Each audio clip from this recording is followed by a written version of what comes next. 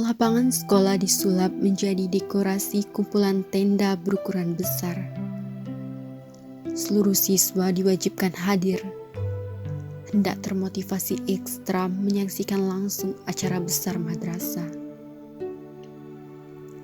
Baik, kali ini kita akan mendengarkan hafalan dari wisudawan terbaik tahun ini. Silakan maju ke depan, Ananda Fandira Utami. Dia menjawab pertanyaan penguji dengan cermat, melanjutkan potongan ayat yang ditanyakan secara acak, menyebutkan nama surat, ayat, bahkan halaman secara akurat, termasuk menjabarkan terjemahan beberapa surat pendek dengan tafsir yang begitu kuat. Tiba saatnya menuntaskan hafalan yang sempat tertunda. Ia diberikan keistimewaan untuk membacakan hafalannya yang belum sempat di-store dalam majelis mulia ini. Amat singkat, tinggal melafalkan 10 surat terakhir di juz 30. Selebihnya telah khatam beberapa waktu silam. Bismillahirrahmanirrahim. Qul a'udzu birabbin nas, malikin nas. Murojaahnya terhenti. Kak Dira sepertinya menahan sesak. Ilahin nas. Isak tangis pelan mulai terdengar. Ya Allah, lancarkanlah beliau. Semoga ia kuat untuk menuntaskan kalam darimu dengan tepat. Min syarril waswasil khannas. Angin sejuk semilir bertiup. Suasana damai menguntai makna, menghilangkan hawa panas yang biasanya mengendap di tengah tenda. Bulu kuduk merinding.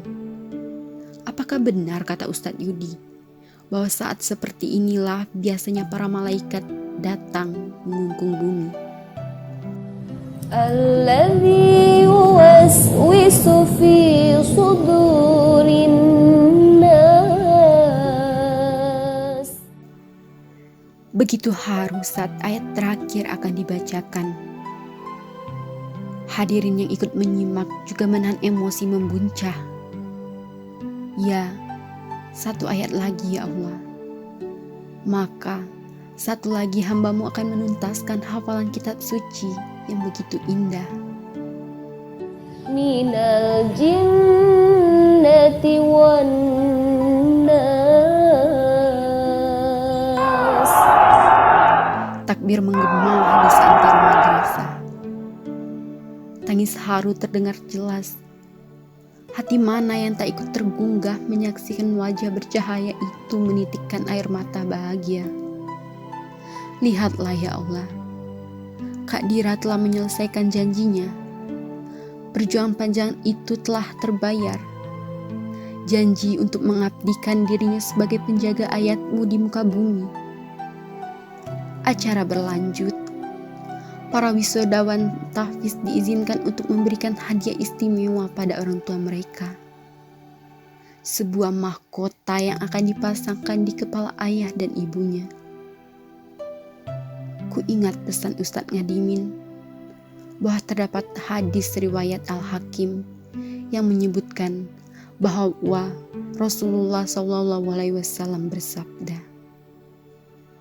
siapa yang membaca Al-Quran, mempelajarinya dan mengamalkannya, maka dipakaikan mahkota dari cahaya pada hari kiamat.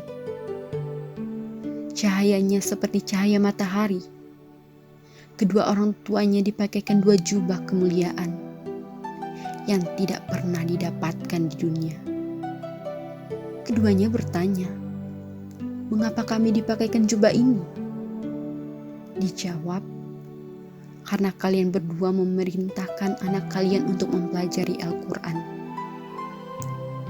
Penghormatan itu lebih dulu diberikan di dunia. Mahkota kecil diberikan sang anak pada orang tuanya. Bila di sini saja ia begitu dimuliakan, apalagi kelak di akhirat.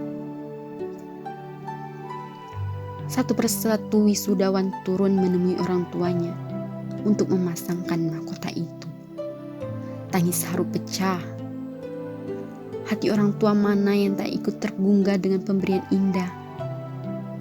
Semua telah memasangkan mahkotanya, tapi Kak Dira masih di atas.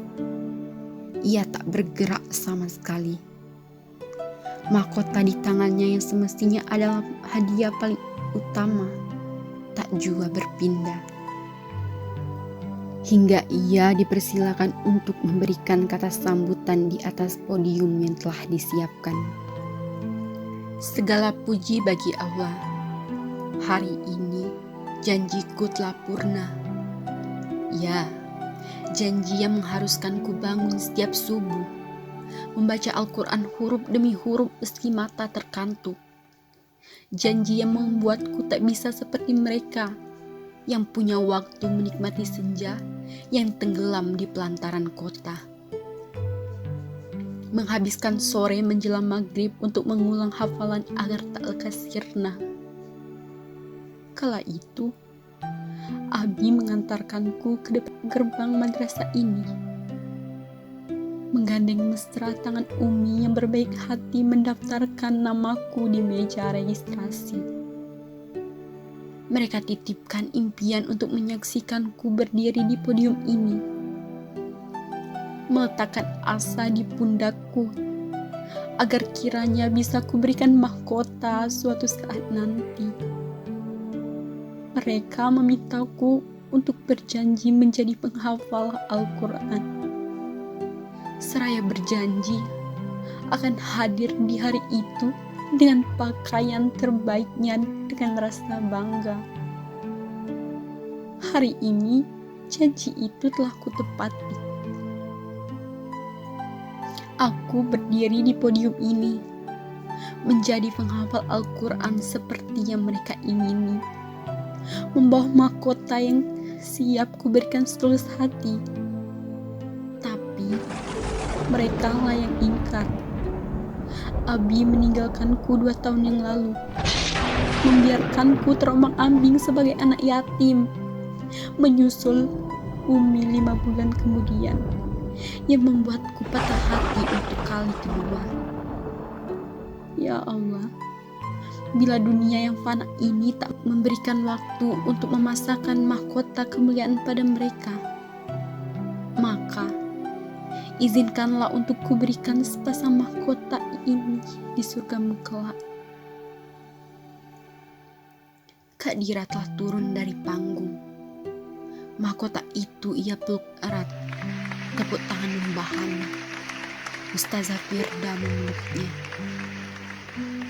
Terisak di balik punggung guru pembimbing tahfiznya.